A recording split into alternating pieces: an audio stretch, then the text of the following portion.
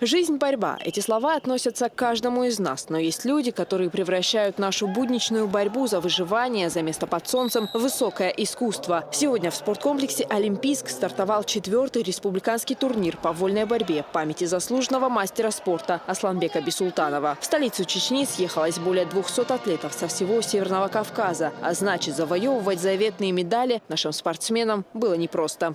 Для чеченской молодежи, для ребят, которые занимаются борьбой, для возраста, который называется молодежный возраст, это одни из самых важных соревнований, проводимых в нашей республике.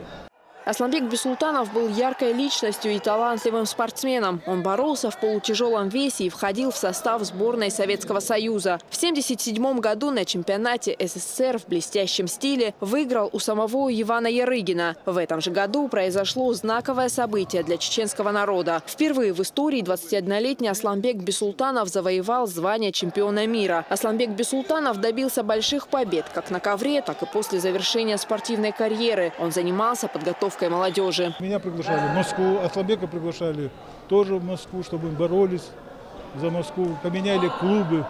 Но мы с ним сказали, только Чечня-Ингушетия, только город Грозный. И вот, возможно, мы много потеряли. В каком плане потеряли? Что мы не стали олимпийскими чемпионами. Несмотря на свой юный возраст, ребята проявили такое упорство и силу воли. Казалось, что проигравших не будет. Каждый противник по-своему силен, но никто не показывает усталости. Наоборот, чувствуя поддержку зрителей, еще с большим упорством идет к победе. Ведь выиграть этот турнир для них дело чести.